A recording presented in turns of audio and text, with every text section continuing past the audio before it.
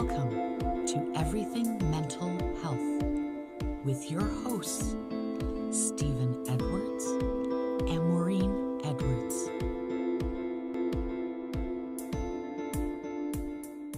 Hi again, Stephen. Hey, good to see you. Good to see you. And in our last video, we were talking about depression and how to identify it in youth and adolescence. And I thought maybe we would just continue on talking about that. And maybe kind of what is the best strategy or strategies when, like, if you have identified that your child has some depression, what's the sort of best approach to take, or maybe one big approach that you could take? Depression is a real complicated topic. And when you're dealing with people who are depressed, specifically your child, you really have to tread with caution because things tend to be amplified. Obviously, emotions are amplified, but also their perception of the world is, I would say, distorted from what someone who is not depressed sees.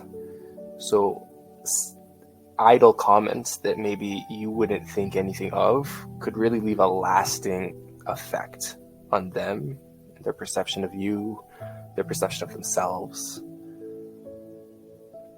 Typically, people with depression have low self-esteem. And when you make comments that are maybe a bit derogatory, like, or just little comments about their body, oh, you're looking a little chubby, certain things you might be able to brush off, but someone who's depressed might take it much harder, and they might hold on to that negativity and really personify it. So just be very cautious with which language you're using. Yeah, I think that's a really good point. It's almost like the negativity feeds the negativity. And at the same time, coming at with positivity, or, pull up your bootstraps, or why are you looking so gloomy today? Or isn't it a beautiful sunny day out there? Might do the exact same thing with somebody who's depressed. Funny how that works, isn't it? You really, it makes it quite difficult to talk with them at times because you just feel like you're on eggshells. And something that I've learned firsthand is that people who have depression, they don't want your solutions because your solutions don't necessarily work for them. And this doesn't go for all people, of course. Nothing does.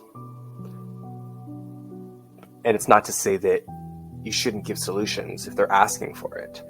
But I think what a lot of people sometimes do is they jump the gun and they see what they personify as a problem. So they're like, oh, here's a problem. You could do A, B, or C to fix it. Just go do that, depressed person. And to the depressed person, that's like, oh, just go jump out of a plane and climb a mountain and fly into space. It's just not feasible. It's not realistic. It's not that simple for them. And what you might get more luck with is, instead of trying to see their issues as problems that you can fix, simply be a present, positive body in their life. Hear them out without trying to give them solutions. Just be present, listen, empathize with them, sit with them, feel what they feel. And typically that kind of strengthens your relationship with them far more than trying to fix all these problems, because they have this issue, this neurological, psychological issue it's not so simple. They know hypothetically these solutions work for other people, and it's not stubbornness that makes them not want to do it. It just doesn't work for them. And if it does work for them, the only way it would work would be smaller steps. So you got to take things very slowly. You have to have a lot of empathy. You have to have an incredible amount of patience. And you need to be positive, because any negativity will quickly have the opposite effect. And too much pressure will do the same thing. So you really got to thread the needle. As you say that, I'm thinking that might be very hard for a parent to do when all they want to do is kind of quote unquote rescue their child from the abyss of depression. And I think your point of being with them and not always providing a solution, I think that's a very powerful place to sit in from a parent's perspective. So I think that's really good. And what's coming up for me when you say that is when does it get like too long staying in that place? Say that your kid has been depressed for, over a year or maybe even more, and you've been that empathetic parent and you've listened and you've not pressured or done any of the things to try to make them happy, and it's just they're not responding to that. And that is part of the difficult part with dealing with depression. People who are depressed, is you really need to find that balance between being so mindful with your words and your actions and your energy, but you also want to be careful not to enable their behavior. Because if you were always validating their feelings without providing opportunities for growth, you likely will not see any growth. They'll stay in that negative stratosphere. So you do want to create goals.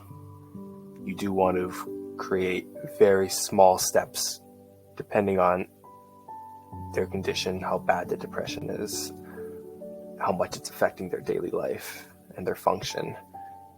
These goals, these steps will change. Maybe they'll be a little bigger for some people and much smaller for others. But it's important to also have expectations and goals. Because if you don't, then, as I just said, they're not going to see that progress you want to see. If they've been depressed for a year or 2 years and you haven't seen any changes, any positive changes, you're likely not going to see any in another 2 or 3 years. That's just the sad reality. So if that's not something you're equipped to do as a parent, that's when you can consult with your doctor, with their doctor, and maybe look into getting some type of psychotherapy or antidepressants. I would recommend both of them together, because antidepressants just don't really work that well by themselves. You need the psychotherapy intervention as well. And even if you're not going to go to a therapist, maybe it's too expensive, maybe it's not feasible in your life for whatever reason, or maybe they're too stubborn and they don't want to talk to someone. That's fine. But that doesn't mean you can't work with them to figure out, what do you want to attain with your life? What would you like to see yourself do? What does a happy life for you look like? Okay, we can figure out what they're looking for, not what you want out of them. don't fall back into that trap. What do they want for themselves? And how can you support them in getting there?